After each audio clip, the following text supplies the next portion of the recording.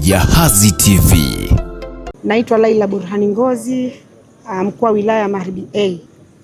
Kama tunavyofahamu, tuna maadhimisho ya sherehe za Muungano kutimiza miaka 62. Tuna kila sababu katika mikoa, katika wilaya zetu tuweze kuadhimisha siku hiyo ya kutimiza miaka 62 ya Muungano wetu kwa kufanya activities mbalimbali ndani ya mkoa wa Mjini Magharibi, wilaya ya Magharibi A. Tumefanya baadhi ya activities, tulifanya usafi, tulifanya kongamano na hatimaye leo tunaenda kuhitimisha kwa kupanda miti. Na kwa nini labda tunafanya hivi kupanda miti? Tunapanda miti kwa sababu tunamuunga mkono Rais wetu wa Jamhuri ya Muungano wa Tanzania Daktari Samia Suluhu Hassan, kwa sababu yeye ndio champion wetu wa green plant.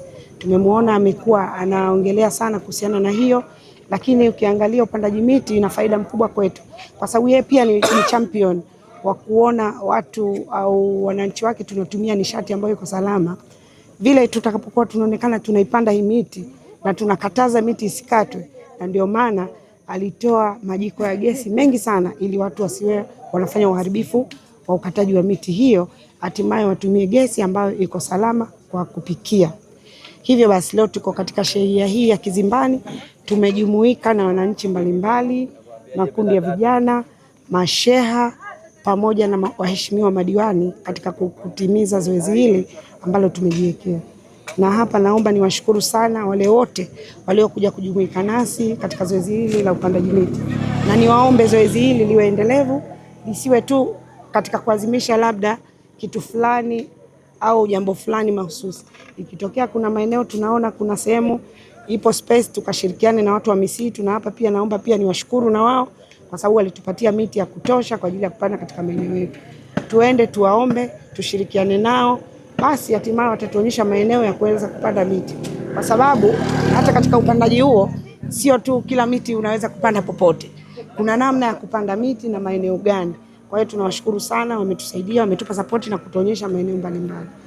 Hivyo niwaombe sana wananchi, baada ya kupanda ni jambo moja, la pili ni kuitunza ili iweze kuwa. Kama tunavyojua kwamba sasa hivi tuko kwenye maadhimisho ya kutimia miaka 62 ya Jamhuri ya Muungano wa Tanzania, na kama wilaya yetu ya Magharibi A tumeanza kutekeleza shughuli mbalimbali.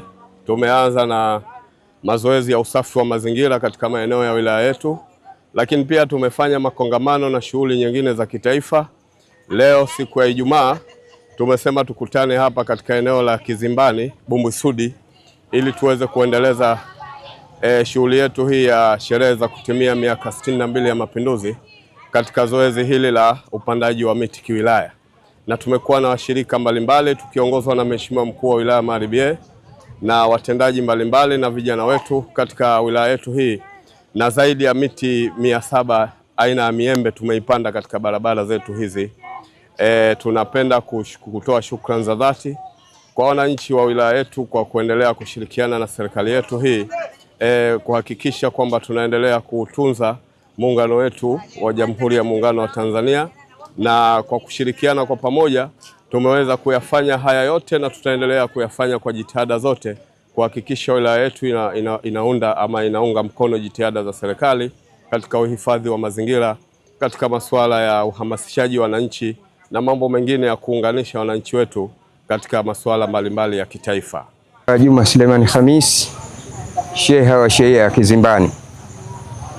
Kwa kweli mie nimeshukuru sana kupata neema hii, kwa sababu shehia ziko nyingi, lakini imeonekana shehia ya Kizimbani nije kupata neema hii, na ni haki yangu kwa sababu Kizimbani inajulikana kuwa ni sehemu ya kilimo.